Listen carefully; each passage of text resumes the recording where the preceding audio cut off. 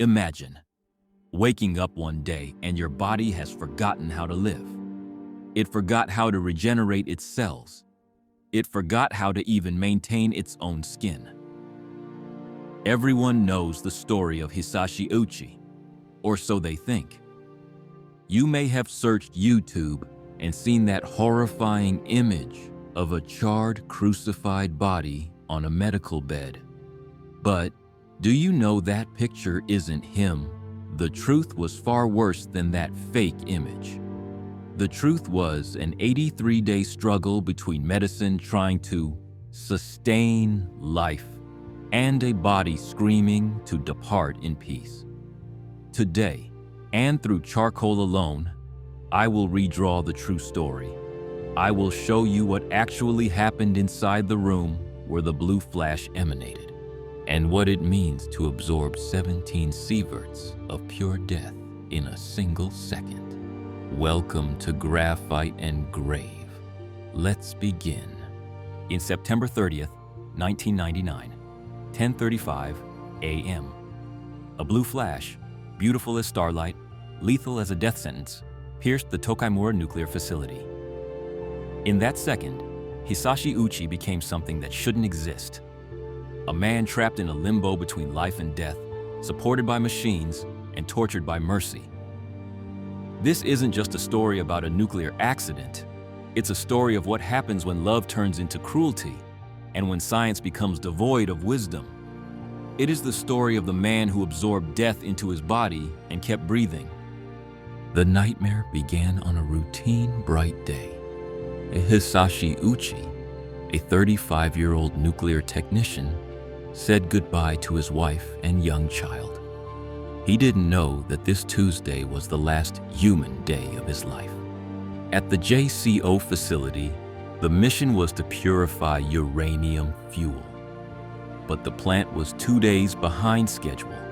Instead of using complex automated devices, the workers decided to take a shortcut in a terrifyingly primitive way. They used ordinary buckets and poured the uranium by hand.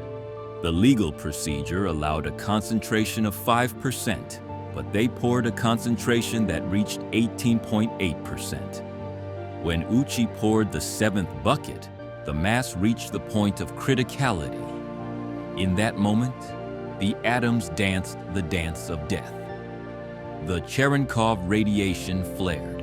Ouchi, who was holding the bucket, was exposed to 17 sieverts. To realize the brutality of that number, you need 0.1 millisieverts for a chest X-ray. What Ouchi absorbed was 2,400,000 times stronger. When Ouchi was taken to the hospital, something strange happened that astonished the doctors. He was conscious, talking and joking. There were no charred burns, only a slight redness like a sunburn. One nurse wrote in her diary, "I thought he would be discharged by evening." But under the microscope, a massacre was taking place. The radiation didn't burn the skin. It erased the code of existence. The chromosomes inside Ouchi's cells were shattered, fused, and distorted, as if a hurricane had hit a library and scrambled its pages.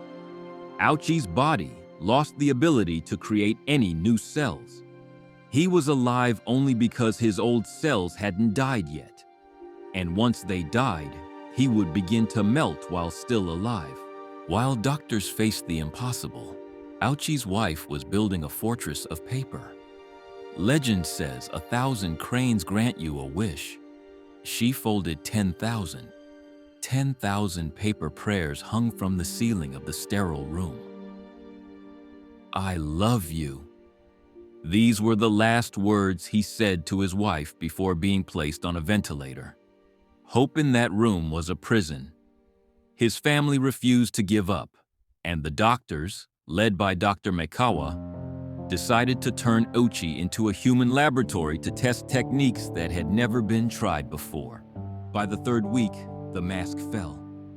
The skin began to fall off like cigarette ash. When they removed a piece of medical tape, the skin peeled away with it entirely.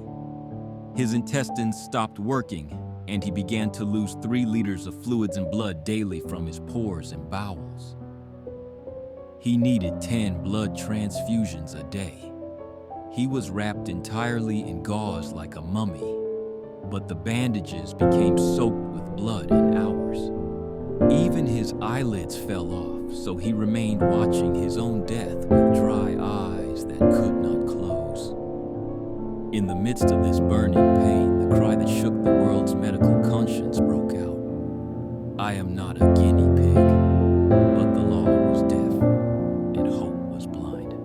On the 59th day, Ouchi's heart decided to stop 3 times in 1 hour. But because there was no "do not resuscitate" order, doctors were forced to fight fate. 49 minutes of clinical death. They brought him back with electrical charges and massage. The heart returned to beating, but the brain and kidneys had effectively died. From that moment on, there was no Hisashi. There was only a body being pumped with oxygen and blood by machines. On the 81st day, Dr. Mikawa stood before the family and said it plainly. It is a body supported by machines, nothing more. The family finally agreed, and on the 83rd day, December 21st, 1999, the heart stopped for the last time. The wife cried for the first time in 3 months. The 10,000 paper cranes remained as witnesses to a battle humans lost to the laws of the atom, and mercy finally won. Hisashi Ouchi died, but his case did not. Today, we have the power to delay death, but do we have the right? When does medical intervention turn into torture? And when does holding on to love become the ultimate degree of selfishness? In the gap between what we can do and what we should do, Ouchi's story remains a cry in the face of technology. Do not forget our humanity.